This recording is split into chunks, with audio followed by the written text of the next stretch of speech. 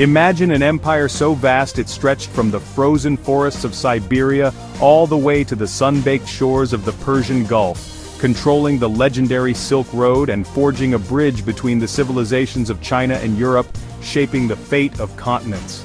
This was the Mongol Empire, the largest land empire in history, forged by the iron will of Genghis Khan and carried forward by his ambitious descendants. Their armies, masters of horse and bow, swept across continents with lightning speed, toppling ancient dynasties and redrawing the world map in their wake. But even the mightiest empires, no matter how powerful, can eventually fall. The Mongol decline wasn't a single event, but a slow unraveling. Internal strife, bitter rivalries and relentless external pressures gradually chipping away at their power. The very traits that made them strong, fierce independence, adaptability, and a sprawling territory, eventually became their undoing. To truly understand their collapse, we must look beyond the battlefield, into palace intrigues, distant rebellions, and the rapidly changing world around them, where new powers and ideas were emerging. The Mongol Empire's fall is a puzzle, with pieces scattered across the vast lands of Asia and Europe, waiting to be put together.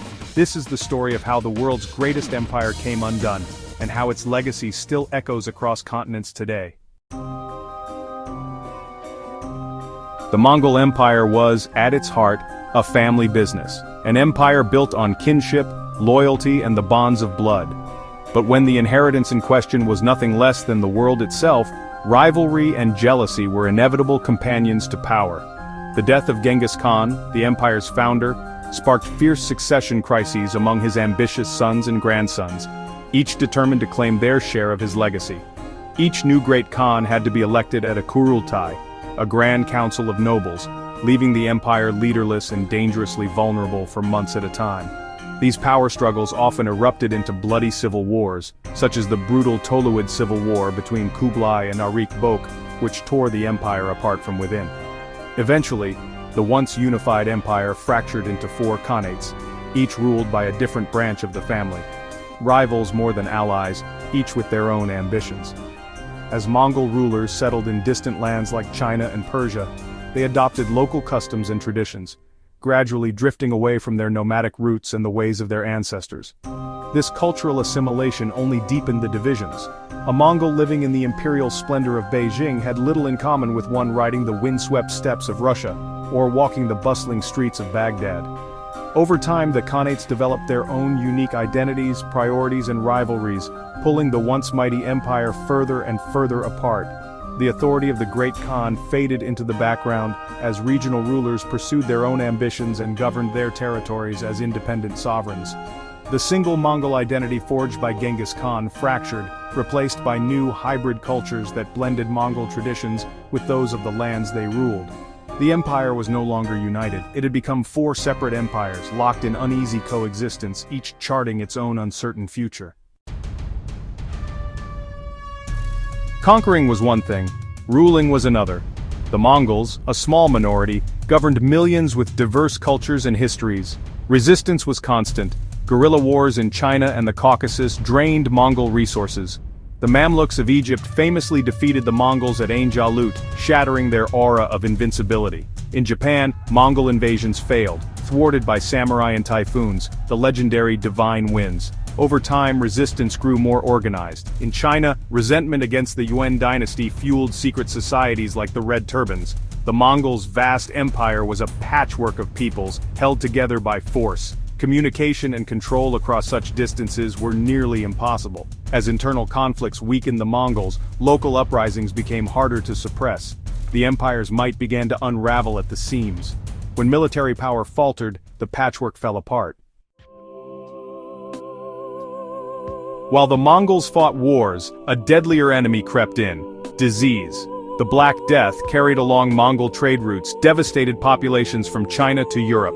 The plague killed millions, crippling armies, economies, and governments. With fewer farmers and soldiers, the Mongol state struggled to function. The psychological blow was immense. Rulers seemed powerless against this invisible threat. At the same time, the climate shifted. The Little Ice Age brought colder temperatures, crop failures, and famine. In China and Persia, hunger fueled unrest and rebellion. For nomadic Mongols, less grass meant weaker herds and armies. Plague and climate change combined to weaken the empire from within. Populations shrank, economies collapsed, and the Mongols' military edge dulled.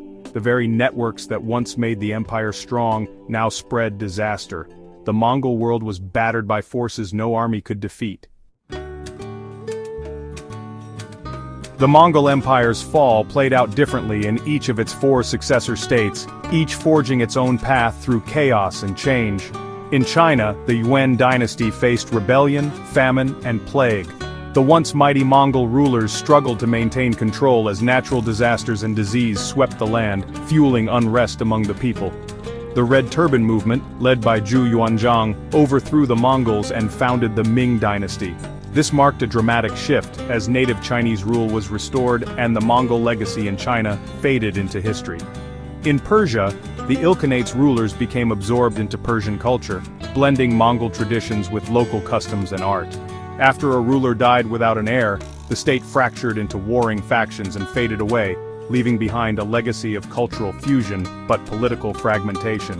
The Golden Horde in Russia remained powerful for a time, but internal strife and the rise of Moscow eroded their dominance. The once feared Mongol overlords gradually lost their grip on the region. The Battle of Kulikovo marked a turning point, and eventually, the horde splintered.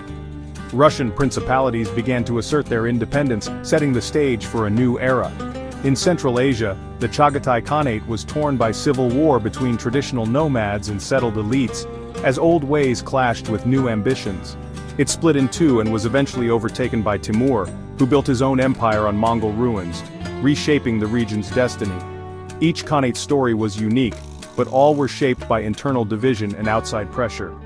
The legacy of Mongol rule lingered even as new powers emerged. None could restore the unity of Genghis Khan's empire, and the dream of a single Mongol world faded into memory. The Mongol world became a mosaic of successor states, each with its own fate and ambitions, forever changed by the empire's rise and fall. The age of Mongol dominance was over, and the steppe winds carried only echoes of their former glory. The empire's legacy would live on, but its unity was lost forever, leaving behind stories, artifacts, and legends that still inspire awe. The collapse was not a single event, but a series of endings across continents, each echoing through the centuries. The world map was redrawn, and new powers rose from the ashes, building on the foundations left by the Mongols. The Mongol Empire was history, but its impact would shape the world for generations to come. The Mongol collapse was a slow unraveling, not a sudden fall. The empire's vastness made it ungovernable. Internal feuds and civil wars drained its strength. Cultural assimilation diluted the unity that once made the Mongols formidable. Regional rulers stopped seeing themselves as part of a single family enterprise. External resistance from Mamluks, Chinese rebels, and Russians further weakened Mongol control. The Black Death and climate change delivered blows no army could withstand. Each region's fall was different: rebellion in China, disintegration in Persia, slow erosion in Russia, and civil war in Central Asia. By the late 1300s, the unified Mongol Empire was gone, replaced by a patchwork of new states. The age of the Khans had ended. Though the Mongol Empire vanished, its impact endures. The conquests were brutal, but the Pax Mongolica created a connected Eurasia. Goods, ideas, and technologies flowed along the Silk Road. Gunpowder, the compass, and printing reached Europe. Western science traveled east. The Mongols' destruction of old powers paved the way for new ones: Moscow's rise in Russia, the Ming Dynasty in China. The empire's collapse shaped the borders and cultures of modern Asia. Mongol innovations in administration, communication, and military tactics influenced generations. They tolerated diverse religions and built a model postal system. The Mongol story is a lesson in the rise and fall of empires, unity, resistance, and the power of unforeseen forces. The echoes of their rule still shape our world. From the steppes of Mongolia, they changed history forever.